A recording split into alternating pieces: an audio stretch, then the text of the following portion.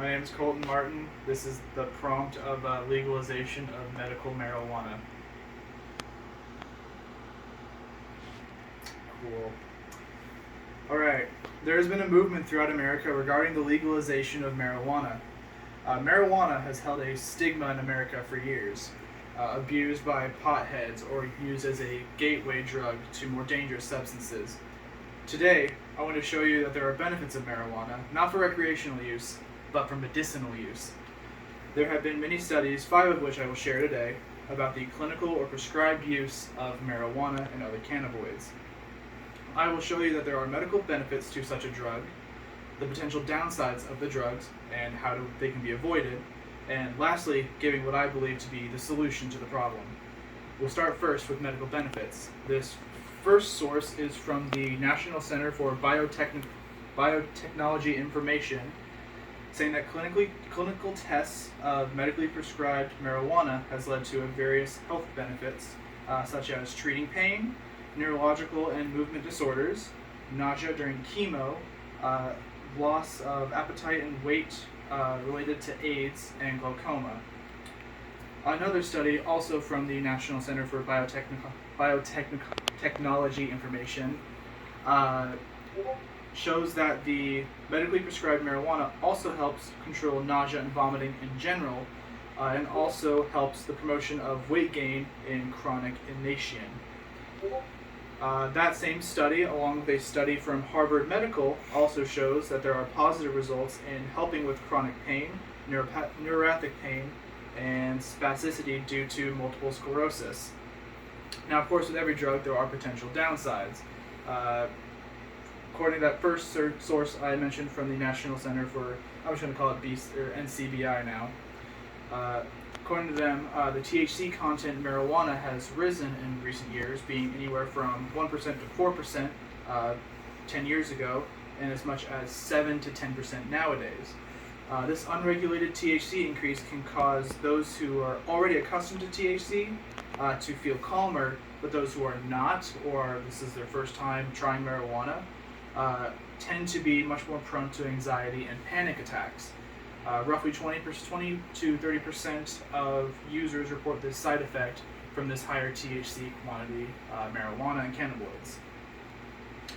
This marijuana is mainly coming from the black market, a non-regulated drug that affects many people who wish to relieve themselves of the symptoms of whatever disease ails them.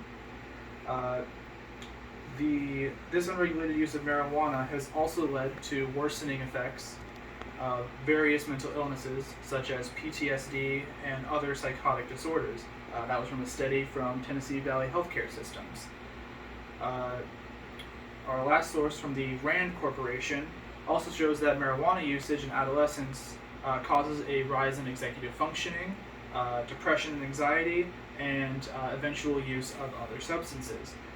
The rates of alcohol and marijuana usage are somewhat similar in this age group, but marijuana abuse is much more prevalent.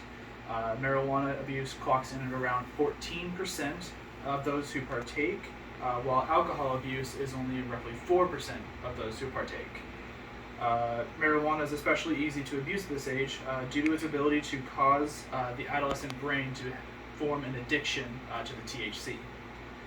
So I propose a solution. The District of Columbia and around half of the states in the United States have already legalized the use of medical marijuana. But despite this, the Drug Enforcement Agency, or DEA, of the United States still regards this drug as a Schedule I drug. Schedule I drug is defined as a drug with no currently accepted medical use and a high potential for abuse. Other Schedule I drugs include heroin, LSD, ecstasy, among some others. The DEA should reschedule this drug to a Schedule III or IV drug. The Schedule III or IV drugs are defined as drugs that have a low potential for abuse and low risk of dependence.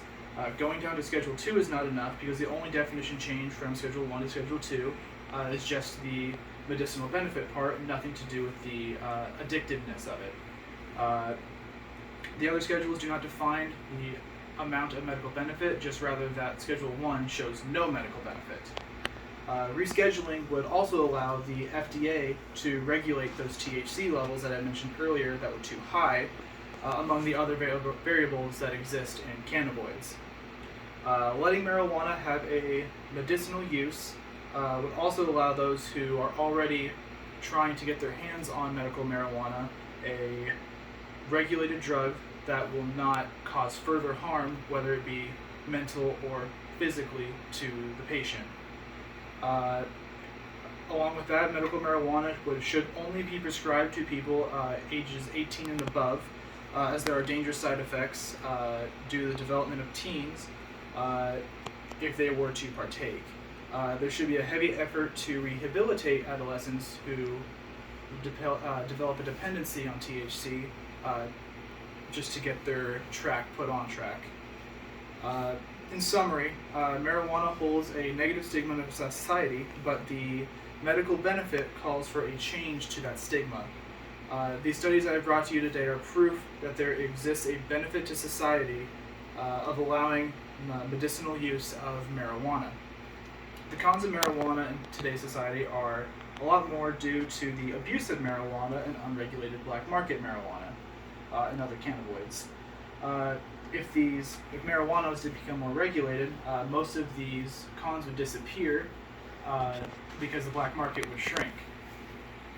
Regulation of marijuana by the FDA, as I mentioned, is vital in reducing the risk for this drug. It could save many people from the related symptoms of abuse, especially those in adolescence.